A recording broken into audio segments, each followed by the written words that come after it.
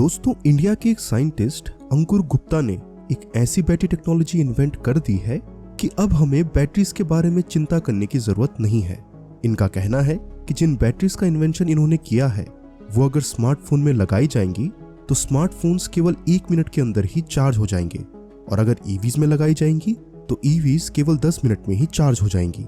साथ ही साथ इन्होंने ये भी कहा कि जैसे हमारे फोन्स का बैटरी बैकअप टाइम के साथ साथ कम होने लगता है, ठीक वैसी ही प्रॉब्लम इन बैटरीज के साथ बिल्कुल नहीं होगी। इनकी बैटरीज 100 सालों बाद भी नई जैसी काम करेगी। अब आखिर इन्होंने ये टेक्नोलॉजी कैसे डेवलप की और ये टेक्नोलॉजी काम कैसे करती है, आइए इन सब के बारे में जानते हैं। तो मेरा नाम है एजे, आप देख रहे हैं एजे टॉक्स। चलिए शुरू करते हैं।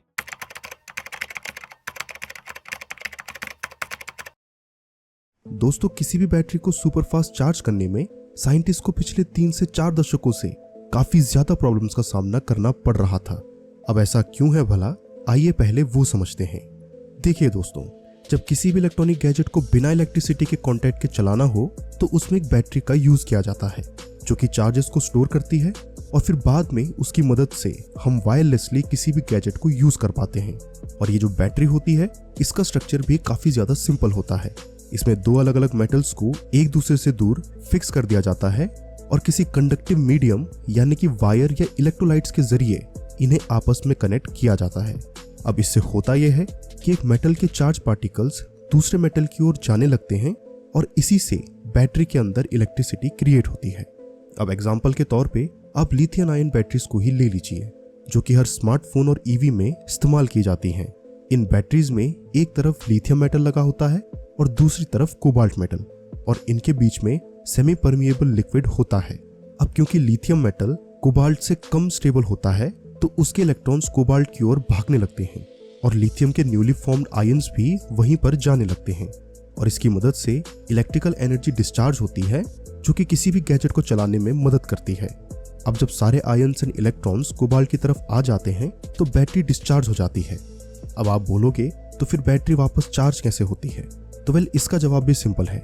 ये जो प्रोसेस मैंने आपको बताया ये कंप्लीटली रिवर्सिबल होता है, यानी कि जब आप फोन को चार्जिंग पे लगाते हो तो कुछ इलेक्ट्रॉन्स और आयंस को छोड़कर बाकी सभी वापस चले जाते हैं और ये साइकिल चलती रहती है, जिसे कि चार्जिंग साइकिल भी कहते हैं।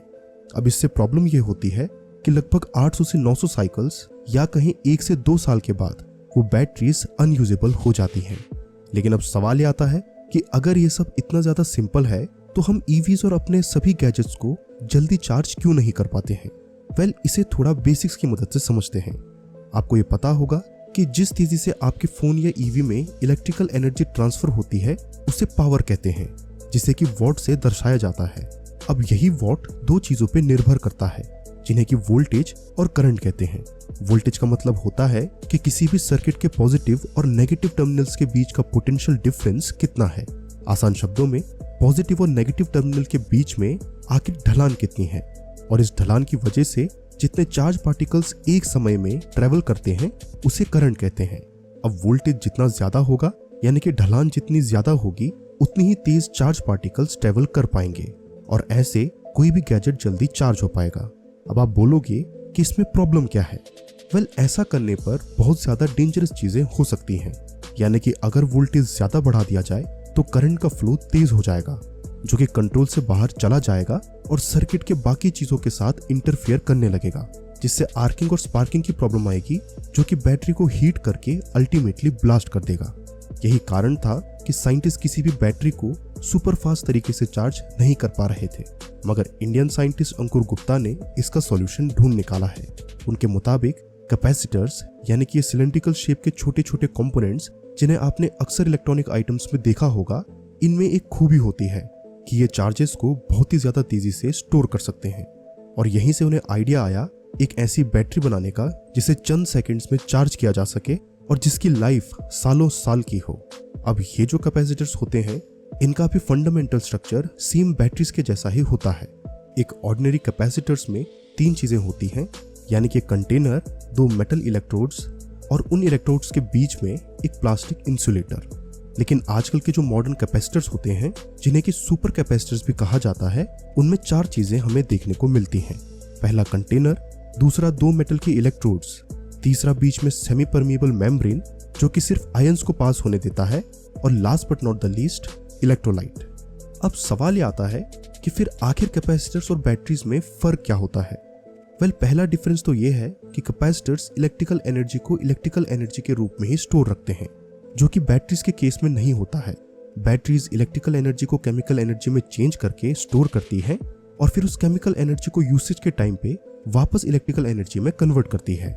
दूसरा डिफरेंस ये है कि कैपेसिटर्स में क्योंकि कोई रिएक्टिव मेटल्स नहीं होते हैं, तो वो सालों साल चल सकते हैं, साथ ही साथ ज्यादा वोल्टेज को भी सह सकते हैं। तीसरा और सबसे इंपॉर्टेंट डिफरेंस, या जिसे प्रॉब्लम भी कह सकते हैं, वो ये है कि जितनी ज्यादा जल्दी से कैपेसिटर्स चार्ज होते हैं, उतनी ही ज्यादा जल्दी डिस्चार्ज भी हो जाते हैं। ऐसा इसलिए होता है क्योंकि इनके अंदर जो आयंस होते हैं वो इतने कम होते हैं कि ज्यादा एनर्जी को वो स्टोर नहीं कर पाते हैं। अब अगर इस प्रॉब्लम को सॉल्व किया जा सकता तो एक तीर से दो निशाने मारे जा सकते थे, यानी कि फास्ट चार्जिंग के साथ साथ सेफ बैटरीज बनाई जा सकती थी। एंड इसका सॉल्यूशन अंकुर गुप्ता और उनकी टीम ने ढूंढ निकाला। उन्होंने सोचा कि अगर किसी तरह से बिना कैपेसिटर का साइज ज्यादा बढ़ाए उसके इलेक्ट्रोड्स का सरफेस एरिया बढ़ाया जा सके, तो ज्यादा से ज्यादा आयंस उनसे चिपक कर एनर्जी स्टोर कर पाएंगे।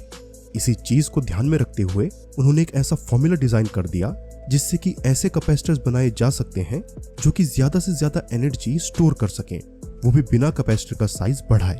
एंड 3D प्रिंटिंग की मदद से वो ऑलरेडी इसको टेस्ट करके देख चुके हैं, यानी कि जल्द ही हमें ऐसी बैटरीज मार्केट में देखने को मिलेंगी जिससे हमारे गैजेट्स कुछ सेकंड में ही चार्ज हो जाएंगे और हमारी ईवीज 10 मिनट के अंदर। अब ये तो थी एक तरह की बैटरी, लेकिन अब क्योंकि फ्यूचर में सब डिजिटल होने वाला है, तो बैटरीज अब इससे भी ज्यादा एडवांस होने लगेंगी। और अगर आपको जानना है कि बैटरीज का फ्यूचर आखिर कैसा होने वाला है, तो आप इस वीडियो पे क्लिक कर सकते हैं। आशा करता हूं कि आपको ये वीडियो समझ आ गई होगी।